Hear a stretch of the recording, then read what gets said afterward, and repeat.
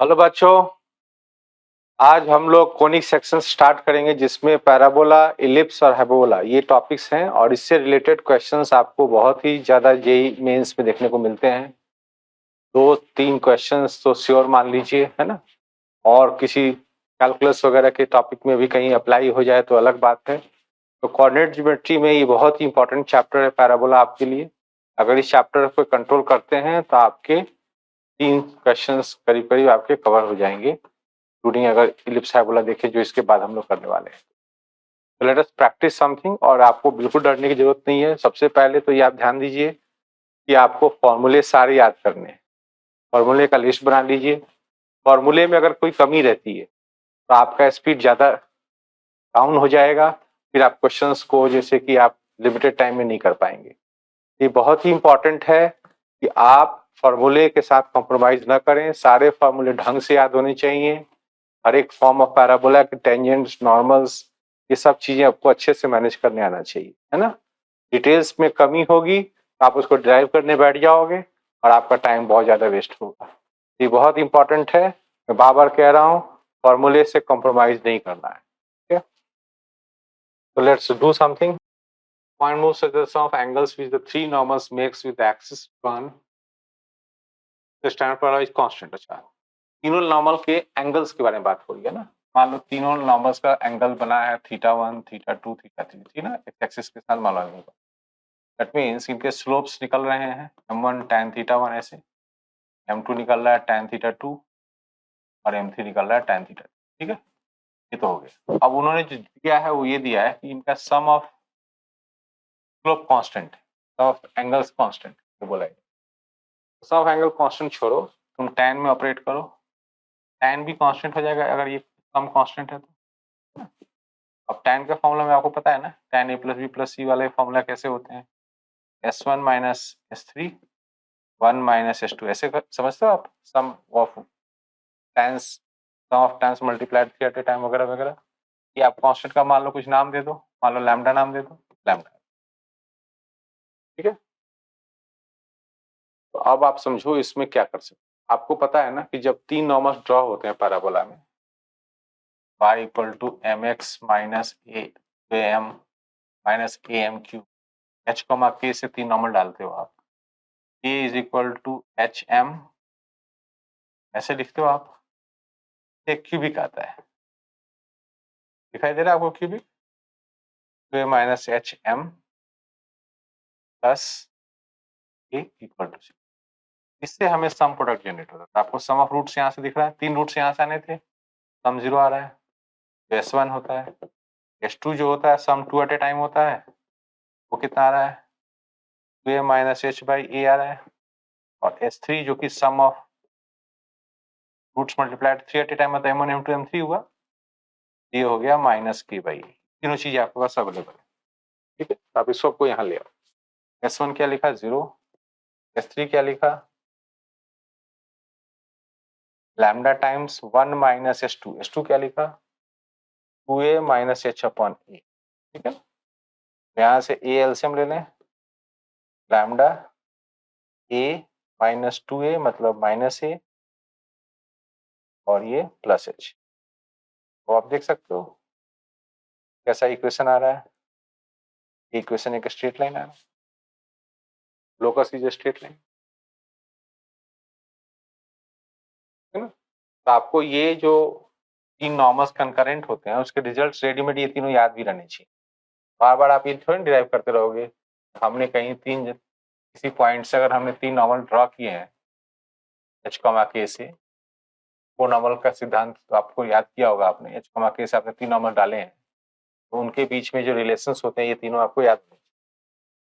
Then you will be very fast. Otherwise वो drive करोगे आप उसको, कोई ड्राइव करने की जरूरत नहीं, आपको याद रखना है।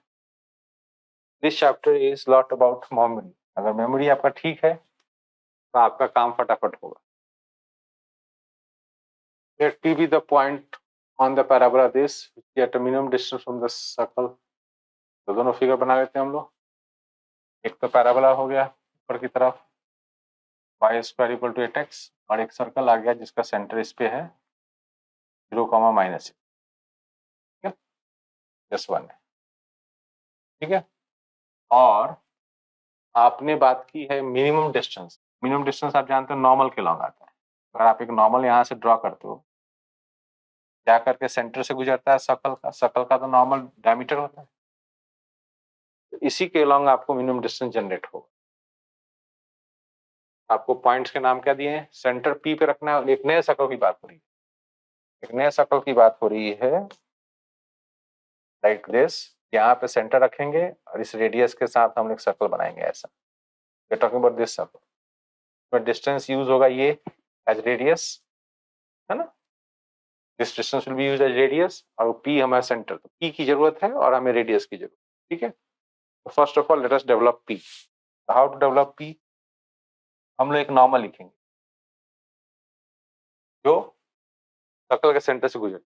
नॉर्मल किस कोऑर्डिनेट पे लिखोगे आप, जैसे अगर मान लो आप अभी जो नॉर्मल लिखे थे formula mx minus M minus M cube, क्या आपने नॉर्मल लिख दिया। क्या ए पता है आपको सिस्टम में, ए इसका 2 है, लिख लो आप। और उसके बाद A2 रख लो यहाँ बगल में, बाद में हम भर लेंगे। A2 है। फिर उसके बाद हम क्या करेंगे, इस नॉर्मल पे ये कोऑर्डिनेट 0,-6 सब्स्टिट्यूट करेंगे। तो y की जगह पे -6 डाल दिया और यहाँ 0 हो गया। यहाँ पे 2 मैं रख लेता हूँ, 4m आ गया, -2m क्यूब आ गया।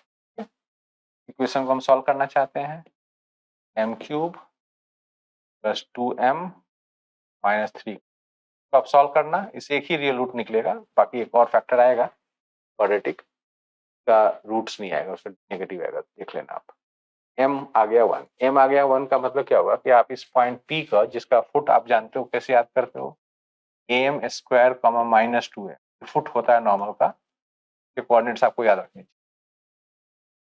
p इक्वल टू -m के हिसाब से भी याद रख सकते, वो कोऑर्डिनेट में हम m भर देंगे, p का कोऑर्डिनेट आ जाएगा हमारा, p का कोऑर्डिनेट आने वाला a आपका 2 यूज होगा और m 1 होगा। कितना आ गया ये, a भी 2 -4। अब आप रेडियस निकालना चाहते हो उस सर्कल का, p is the radius, radius हो गया कितना 2, -4 से इसका डिस्टेंस निकाल लो, 2 square plus 2 square under root 8 आ गया, ठीक है।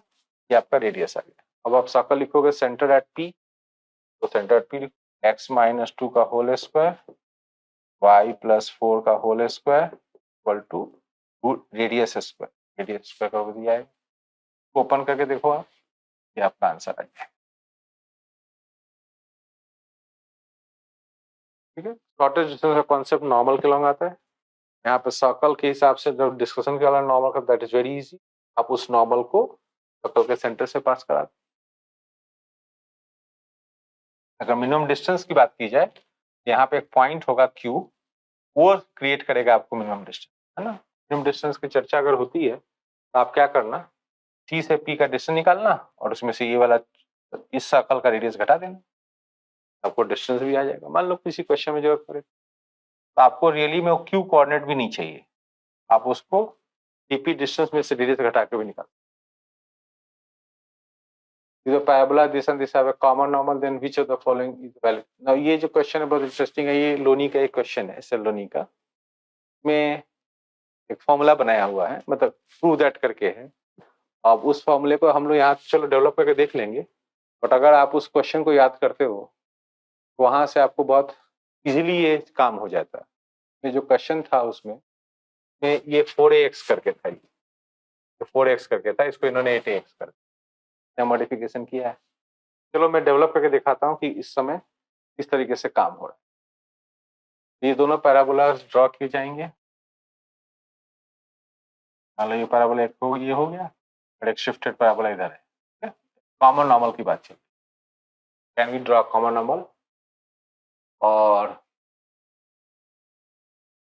क्या पॉसिबिलिटी एबीसी कम रख सकते हैं।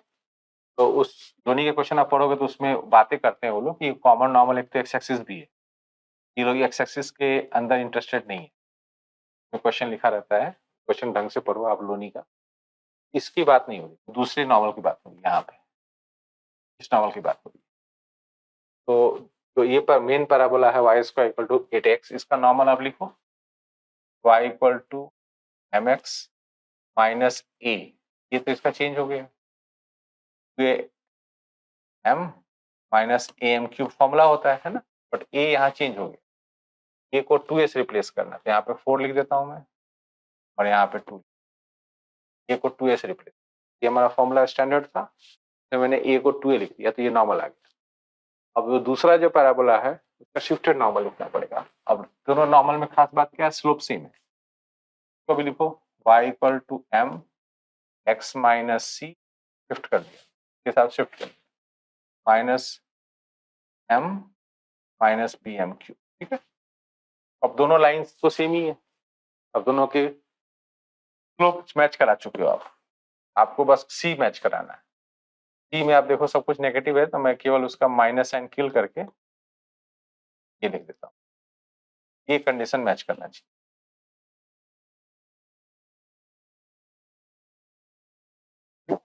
इसमें से एक देखो इजी बात आ रही है कि एक्स एक्सिस को बात हो रही है कि एक्स एक्सिस भी एक नॉर्मल है, बट अपना क्वेश्चन इस पर आधारित नहीं। m इक्वल टू 0 इसमें एक फैक्टर है जो कि हम हटा देंगे, उसके बाद क्या बचेगा, उसके बाद देखो रिमेनिंग चीजें देखो आप क्या बच रहा है, 2a minus B M square is equal to, यहां से देखो प्लस 2b माइनस 4a, ये बच रहा है plus 2b, M square is equal to C plus 2b minus 4a divided by 2a minus B आ रहा है ना। अब आप ये सोच रहे होंगे कि ये सक्सेसफुल होने के लिए ये एम स्क्वायर पॉजिटिव होना चाहिए, है ना। इससे आपको क्या मिल रहा है condition, c upon 2a minus b should be greater than, अब इसको डिवाइड कर लो सेपरेट करके, इसको ग्रेटर देन 2 आ रहा है, ये कंडीशन आपको देखने को मिलेगा लोनी में, बट लोनी में एडजस्टेड मिलेगा। यहाँ पे देखो आप 4a है लोनी में, तो ये आपको वहां पे 2a नहीं मिलेगा, यहाँ पे a मिलेगा। किसी को अगर उस क्वेश्चन के रिजल्ट याद होगा तो वैसे ही सॉल्व कर देगा, तो ठीक है, मैं ये नहीं कह रहा हूँ कि आप याद कर लो, बट ये एक मॉडिफाइड क्वेश्चन है जो मेंस में आया था। उन्होंने क्या करा, एक लोनी क्वेश्चन को मॉडिफाई कर दिया। पूछ क्या रहे हैं, क्या पॉसिबल एबीसी लिया जा सकता है, आप ऑप्शन डाल के देखो, 113 डाल सकते हो एबीसी की जगह पे, डाल के देखो, तो सी डालो आप 3, सी डालो 1 और 2 माइनस 1, तो ये 2 से बड़ा है, ठीक लग रहा है, ऑप्शन इज करेक्ट, पॉसिबल है। और भी ऑप्शन आप ट्राई कर सकते हो, हाफ 2 0, तो हाफ डालोगे आप, 0 डालोगे तो बेकार ही हो गया, तो 0 वाले ऑप्शन तो वैसे ही सी पॉसिबल नहीं, हटा दो इनको, तो वैसे हटा दो। ये रह गया एक और ऑप्शन काम का, सी की वैल्यू पर 3 डालें और 2a का मतलब हो गया 1 माइनस 2, ये 2 से बड़ा तो नहीं हो रहा है, that means it is not true. यहाँ पे जो डेटा बनाया गया है इस कंडीशन के हिसाब से बनाया गया है कि इस कंडीशन को जो जो फुलफिल कर रहा है वो एबीसी आप टिक करो, बट ये क्विकली डिराइव करना पड़ेगा आपको, क्वेश्चन का लहजा समझना पड़ेगा कि कोई पुराने क्वेश्चन से रिलेटेड क्वेश्चन। अब जिसने लोनी ढंग से सॉल्व करा होगा उसको ये कंडीशन तो चलो याद नहीं है, लेकिन क्वेश्चन का बैकग्राउंड पता चल गया होगा ये लोग क्या चाहते हैं।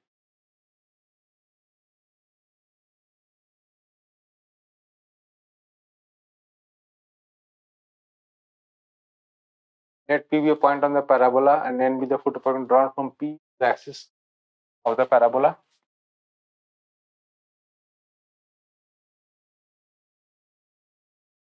A line is now drawn to the midpoint M of Pn. ऐसा, ये तो क्वेश्चन लगता है हमने अभी थोड़ी देर पहले डिस्कस किया था, तो अभी थोड़ी देर पहले तो डिस्कस किया ही था हमने, तो आप उस क्वेश्चन को रेफर कर लेना, शायद इसकी बात कर रहे हैं ये लोग, यहाँ से जा रहे थे तो हमने यहाँ पे टी उस समय निकाल तो रहे थे हम, please look at that solution, है ना, वहां से आप इसको चेक कर सकते हो किसकी बात कर रहे हैं। इस बार ये लोग डिस्टेंस एम क्यू पूछ रहे हैं, ये वाला तो वो रेशियो था question, look at that question और आप एम क्यू निकाल लो वहां से, है ना, you can proceed further, this you can complete. Consider the parabola this and directrix y equal to half. Horizontal directrix, इसका मतलब ये हुआ ये पैराबोला किधर गया, y equal to हाफ अगर डायरेक्ट्रिक्स है आपका पैराबोला ऊपर ही होगा ऐसे का वर्टेक्स दिखा रहा है 1/2, 3/4 पे, है ना। तो इससे में हम लोग ए निकालने की कोशिश करते हैं। तो जो इसका y कोऑर्डिनेट है और इसका जो कोऑर्डिनेट है दोनों घटा दोगे आप तो क्या मिलता है आपको? 2a मिलता है ना वर्टेक्स का। 2a कितना आ रहा है इस क्वेश्चन में? यहाँ से यहाँ घटा दोगे आप, कितना आ रहा है? 2a। वर्टेक्स से डायरेक्ट्रिक्स नहीं, 2a नहीं, a आता है ना। वर्टेक्स से निकाल रहे हो तो a आता है। a is equal to 1/4। Distance, this distance will represent a for us, जो हम लोग अपने पैराबोला के बारे में यूज करते हैं। तो अपना जो वर्टिकल पैराबोला कैसे लिखते हैं? x minus half whole square equal to 4a। a इस क्वेश्चन में 1/4 यूज हुआ है। y minus, this is how we write the equation of parabola based upon this information, ठीक है ना। अगर इसको हम पैरामेट्रिक फॉर्म में कन्वर्ट करना चाहें to consider a point somewhere here, तो कोई पॉइंट अगर लेना चाहे पैरामेट्रिक का तो क्या लेगा वो? x कोऑर्डिनेट ले लेगा हाफ प्लस 280, 280 एक्सचेंज करना पड़ता है, आपको याद है, वर्टिकल पैराबोला के लिए, वर्टिकल एक्सिस वाले पैराबोला के लिए। और y की जगह पे क्या लिखोगे? 3/4 प्लस 80 स्क्वायर। a तो 1/4 है। इस तरीके से आप पैरामीटर कोऑर्डिनेट आप जनरेट कर सकते हो फॉर दिस पैराबोला, राइट। अब क्या बोला गया है? Let p be a point where the parabola meets the line x equal to -half। तो यहाँ पे कोई x equal to -half line है, क्या वहां पे पॉइंट निकालना है। x equal to -half के साथ हम सॉल्व कर लेते हैं तो इससे t निकल जाएगा। x equal to -half से सॉल्व करेंगे हम लोग, क्या t निकल रहा है? ये हाफ उधर ले जाओ तो -1, t निकल रहा है हम लोगों का -2, t निकल रहा है -2। यहाँ का t -2 आ गया, राइट। तो t -2 आ गया यहाँ पे। अब यहाँ पे क्या किया गया है? इधर normal to the parabola p mean intersect the parabola again at q। Okay, यहाँ से ये पैराबोला का नॉर्मल चला, दोबारा यहाँ पे जाकर q पे मिला, यहाँ पे नॉर्मल ड्रॉ किया गया। ये बहुत इंटरेस्टिंग है, हमने डिस्कस किया हुआ है कि t1 t2 में क्या रिलेशन। t2 होता है तुम्हारा -t1 -2/t1, है ना। तो आप चाहो तो उसके कोऑर्डिनेट निकाल सकते हैं यहाँ से। t1 ये माना जाएगा -2 और t2 वो माना जाएगा। तो t2 लेकर के फिर लेकिन इसमें आना पड़ेगा, वापस पैरामेट्रिक सिस्टम में आना पड़ेगा, तब जाके आपका q का कोऑर्डिनेट निकलेगा। तरीके का सिस्टम में जाना पड़ेगा, ठीक है। डिस्टेंस pq स्क्वायर पूछ भाई, ऐसा है लेंथ ऑफ नॉर्मल का कोई फॉर्मूला होता है। Length of normal in the sense कि अगर ये नॉर्मल कॉर्ड है ना, ये नॉर्मल कॉर्ड है, नॉर्मल कॉर्ड के लेंथ का फॉर्मूला होता है। तो वो फॉर्मूला क्या होता है? किसी भी पैराबोला की बता रहा हूँ मैं, जो स्टैंडर्ड हॉरिजॉन्टल एक्सिस और वर्टिकल एक्सिस के हिसाब से होते हैं। तो लेंथ जो होता है pq का वो होता है 4a, जो उसका इंटरसेक्टम के हिसाब से चाहिए, 1 + t1 square power 3/2 upon t1 square. ये फॉर्मूला होता है हमारे लेंथ ऑफ कॉर्ड का, जो नॉर्मल कॉर्ड की बात है। तो आपको t1 पता है, तो आप अननेसेसरी अगर जाओगे इस कैलकुलेशन में तो पहले आप मेहनत करोगे, इसके हिसाब से t2 निकालोगे, t2 निकाल के यहाँ डालोगे, फिर ये कोऑर्डिनेट आएगा, फिर डिस्टेंस फॉर्मूला लगाओगे। आप कर सकते हो अगर आपको कुछ भी नहीं याद है। बट आई एम सजेस्टिंग कि ये लेंथ ऑफ नॉर्मल कॉर्ड का फॉर्मूला आप याद रखो ये, और इससे आप कैलकुलेट करके देखो तो कितना आसानी से काम हो रहा है। तो अगर मैं ये t1 यूज करता हूँ -2, मेरा pq कितना निकल के आ रहा है? 4 इंटू a का वैल्यू कितना था हमारा? a का वैल्यू 1/4 था, 1 + 4 3/2 अपॉन 6 आ गया 4, ठीक है ना। ये आ गया, बट क्वेश्चन में शायद pq स्क्वायर पूछा गया है, तो pq स्क्वायर में इसको स्क्वायर कर दो। स्क्वायर करोगे तो 5q 125 आ जाएगा और नीचे 60। फटाफट आपका आंसर बन रहा है अगर आप फॉर्मूले कुछ याद करते हो। पैराबोला में आप फॉर्मूले को इकट्ठा करो, ढंग से याद करो तो आपका काम आसान हो। अब यही काम को आप कैसे करते? पहले t2 निकालते, t2 निकाल के फिर इसमें डालते इस सिस्टम में, पैरामेट्रिक सिस्टम में, और इसके बाद यहाँ से कोऑर्डिनेट q का निकलता, क्यू का कोऑर्डिनेट और पी कोऑर्डिनेट में डिस्टेंस फॉर्मूला लगा। If you learn this you have save time. और ये पैराबोला सब पैराबोला के लिए लिखा गया है, यानी कि मैंने स्पेसिफिकली इस पैराबोला के लिए बना के आपको दिया है। हॉरिजॉन्टल एक्सिस वाला जो पैराबोला उसका भी फॉर्मूला वही है, इसका भी फॉर्मूला। अगर आप सिस्टम को स्टैंडर्ड पैरामीटर सिस्टम में यूज करते हो ना, this is applicable anywhere. Anywhere means vertical और हॉरिजॉन्टल एक्सिस वाले पैराबोला।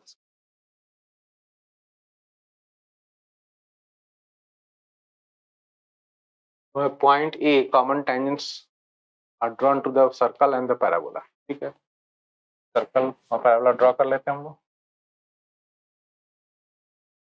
और टेंजेंट ड्रॉ करते हैं, और ये सिमेट्रिकल फिगर बनेगा एक्स एक्सिस के रिस्पेक्ट में तरह का। और आपका इंटरसेक्शन पॉइंट यहाँ पे देखने को एक्सिस तरह का फिगर है, दोनों एक्स एक्सिस के और सिमेट्रिकल। ये तो quadratic form of the common tangents. Common tangents कौन कौन से हैं? ये हैं और एक ये। मान लो इसका नाम रख लेता हूं मैं ए, नाम सी। पैराबोला पर सी डी पे टच कर रहा है और सर्कल को ए बी पे। अब इसी quadrilateral A B C D का हम लोग को क्या डेवलप करना, इस व्हाट द क्वेश्चन इज। वो कह रहे हैं कि पी ए स्क्वायर है नहीं। ठीक है, सबसे पहले हम लोग क्या करेंगे, एक पैराबोला का टेंजेंट ले लेते हैं। तो T Y equal to X plus A T square, और इस टेंजेंट में ऑरिजिन से डिस्टेंस निकाल करके रेडियस के बराबर करता हूं मैं, ताकि ये पता चल जाए।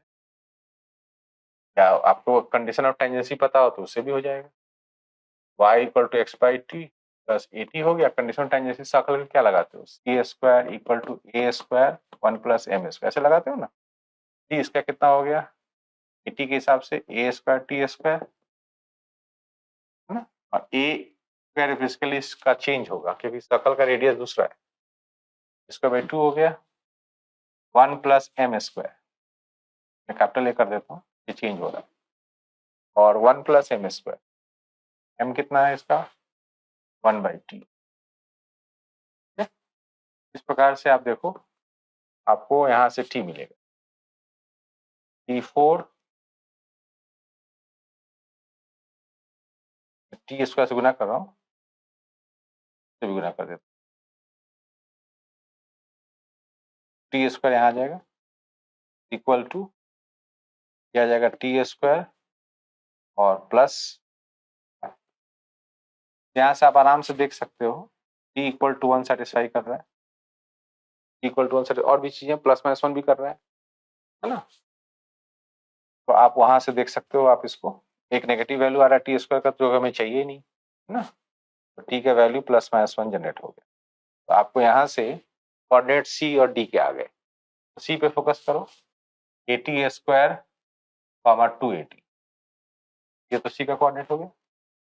और ए का कोऑर्डिनेट कैसे निकलेगा, ए का कोऑर्डिनेट, ए का कोऑर्डिनेट छोड़ दो, एक काम करो, इस पी का कोऑर्डिनेट जनरेट। पी का कोऑर्डिनेट कैसे जनरेट होता है बताओ। ये जो टेंजेंट आपने लिखा था उसमें y0 डाल दो, y0 डाल दोगे इसमें x by T plus A T equal to 0 आ गया। तो मतलब कौन सा कोऑर्डिनेट आ गया, t अगर 1 है तो t 1 है तो x की वैल्यू आ गया माइनस ए, ये कोऑर्डिनेट माइनस ए कॉमा 0। यहाँ से हम लोग ये कॉर्ड ऑफ कॉन्टैक्ट लिख देंगे सर्कल पे। कॉर्ड ऑफ कॉन्टैक्ट कैसे लिखते हैं, t equal to 0, A B की बात कर रहा हूँ। तो x1 प्लस y1 तो 0 हो जाएगा equal to A square by 2। ठीक है, इससे मैं निकाल लिया x equal to minus a by. ठीक है, इस तरीके से हम लोग क्विकली ये लाइन जनरेट कर सकते हैं। ये लाइन जनरेट हो x equal to a by 2। अगर x equal to a by 2 आ गया माइनस ए बाई, तो y आप यहाँ से निकाल सकते हैं। कैसे निकालोगे, y square equal to A square by 2 minus x square, a square by 4, a square by 4 आएगा, तो y निकालोगे तो आपको प्लस में ए बाई 2 आएगा। अब आप समझो, जो क्वार्टर का एरिया निकालने के लिए पूछा गया है उस क्वार्टर का हमने ए सी निकाल दिया है। तुम्हें पता है कि सिमेट्रिकल फिगर है, जैसे हमने पहले भी देखा था, बराबर बराबर आएगा।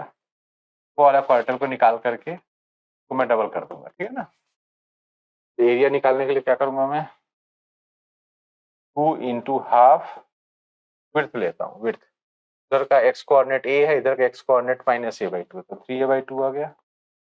और सम ऑफ हाइट्स इधर से a/2 है और उधर से 2 है, उसके हिसाब से कितना आ गया 3a टू 5a बाई और 2 मिला के 4, तो 15a² आ गया।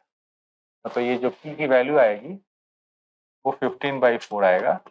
अब चाहो तो 0.75 इस तरीके से आपका काम हो रहा है। इसमें सिमेट्री का लाभ उठाते हैं हम लोग, तो हम लोग को ज्यादा कैलकुलेशन नहीं करना पड़ता। क्या फायदा अपन अब जैसे मान लो मैं फुट नहीं निकाला, फुट निकालने जाऊंगा टाइम खराब होगा, लाइन तो निकाल सकता हूँ मैं। फिर हमने सोचा कि अगर ये सिमेट्रिकल फिगर है तो यहाँ से हम लोग कॉर्ड ऑफ कॉन्टैक्ट लिख लेंगे। There are quick ways of doing things. आप प्रैक्टिस करोगे, थोड़ा समझदारी ज्योमेट्रिकल लगाओगे, आपका काम अच्छा चलेगा। और क्वेश्चन देखते हैं हम लोग। Normal with slope 1/√6 is drawn from this point two the parabola. तो ये डाउनवर्ड पैराबोला है और यहाँ कोई कोऑर्डिनेट है, यहाँ से नॉर्मल डालेंगे। द स्लोप 1/√6 है, कोऑर्डिनेट का नाम -α, ठीक। Let L be a line passing through this coordinate and parallel to the directrix। Directrix तो ऐसे है जिसका पैरेलल मतलब एक हॉरिजॉन्टल लाइन हो गई। Which intersects at two coordinates A and B। यहाँ पे तो नॉर्मल डाला गया है और ये हॉरिजॉन्टल कॉर्ड है। कुछ चीजें निकालनी है, हम लोग देखते हैं अभी कैलकुलेट करके। R तो लेटेस्ट रेक्टम है, तो ये भी हम लोग निकालेंगे, है ना, तभी तो लेटेस्ट रेक्टम निकलेगा। S denote the square of the length of the line segment A। तो कोऑर्डिनेट्स निकालने पड़ेंगे हमें ये, और ये अल्फा भी डेवलप करना पड़ेगा, ठीक है। जैसे इस पैराबोला का अगर हम लोग नॉर्मल का फॉर्मूला याद करें तो चेंज करके आप निकाल सकते हो। जरूरी नहीं है कि आप एकदम बिल्कुल तोता की तरह याद करो, आप उसको चाहो तो आप मॉडिफाई करके तैयार कर सकते हो, जो हम लोग क्लास में डिस्कस करते हैं। क्या का फॉर्मूला बनता है -2a - a/m³, ये फॉर्मूला बनता है स्टैंडर्ड। अब इसका a कितना है, ये तो वैसे ही ठीक स्टैंडर्ड फॉर्मूला है, इसके हिसाब से आप ये नॉर्मल का इक्वेशन जनरेट कर सकते हो। m की वैल्यू 1/6 है, m की वैल्यू 1/6 है, 1/√6 x -2a - 6a। ये भाई m³ नहीं, सॉरी m²। इसका मतलब ये हुआ कि आपको ये पता चल गया कि अल्फा कितना है। इसमें अगर आप मान लो जो डालोगे y का x का कोऑर्डिनेट, तो y कितना आ रहा है, x का कोऑर्डिनेट 0 डालोगे तो y का कोऑर्डिनेट आ रहा है आपका -80। यही कोऑर्डिनेट -α के बराबर है, ठीक है। आपको कोऑर्डिनेट पता चल गया, तो ये हॉरिजॉन्टल लाइन आपको पता चल गया, ये हॉरिजॉन्टल लाइन का नाम है y = -80। अब इसको हम सॉल्व कर लेंगे इस पैराबोला के साथ। तो x² = -4a × y -80 का मतलब x की वैल्यू आ रही है ±√32, है ना। तो आपको a का कोऑर्डिनेट मिल गया। अब क्या करें, रिक्वायरमेंट एक बार समझते हैं। L is the latest sectum of the parabola। तो लेटेस्ट सेक्टम पहले निकालते हैं। लेटेस्ट सेक्टम कितना होने वाला है, सेक्टम तो 4a आने वाला है, ठीक है। R ढूंढो तो लेंथ, तो ये R हो गया, कहने वाला R हो गया 4a, एंड S ढूंढो the square of the length of the line segment AB। S जो होगा स्क्वायर बनाना है, स्क्वायर करो तो उसी को डबल करके स्क्वायर कर लो, तो 2√32a का स्क्वायर कर देंगे, ठीक है। इससे कितना जनरेट हो रहा है रेशियो, R/S 1/16 बताया गया है इस क्वेश्चन में। R आ गया 4a और नीचे आ गया कितना 4 × 32a² = 1/16, ठीक है। यहाँ से आप a का वैल्यू जनरेट कर सकते हो, एक काट लो ऊपर से। a का वैल्यू जनरेट हो रहा है कितना, हाफ। देखो कितना a का वैल्यू जनरेट हो रहा है 16/32 विच इज हाफ, ठीक है ना। ये आपका, अब इसके बाद पूछा क्या गया 24a। Okay, now it's easy.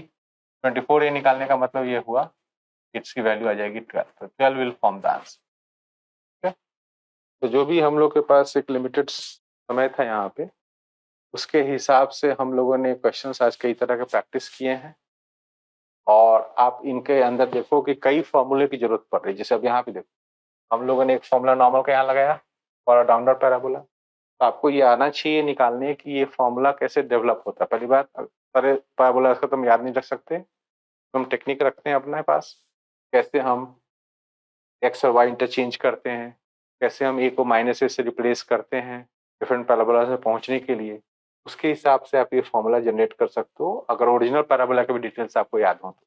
ठीक है ना, तो वहां से आपको फॉर्मूले एक तो दूसरे पैराबोला के लिए निकालने आना चाहिए, और डिफरेंट तरह के रिजल्ट्स, जैसे हमने आज देखा नॉर्मल के पॉइंट ऑफ इंटरसेक्शन का फॉर्मूला चाहिए, हमें लेंथ ऑफ नॉर्मल कॉर्ड चाहिए, नॉर्मल कॉर्ड के एंड्स पे क्या कोऑर्डिनेट होते हैं ये चाहिए। ये सारी इंफॉर्मेशन अगर आप ढंग से याद करके रखते हो, तब जाकर के आपको कैलकुलेट करने में आनंद आएगा, और आप क्वेश्चंस जब पैराबोला का अटेम्प्ट करोगे तो आप उसमें फंसोगे नहीं। जनरली जो थ्रेट है वो यही थ्रेट है कि आपको कोऑर्डिनेट ज्योमेट्री में टाइम ज़्यादा लग जाएगा देन रिक्वायर्ड, और उसके कारण से आपका बाकी क्वेश्चंस पे भी आपको परफॉर्मेंस में फर्क पड़ेगा। लेंदी होने के बाद कारण से क्या होता है कि बहुत बार तुम कोऑर्डिनेट ज्योमेट्री के क्वेश्चंस को अटेम्प्ट ही करना नहीं चाहते। This is very important, formula याद करें और उसको ढंग से आप अप्लाई करें। Thank you.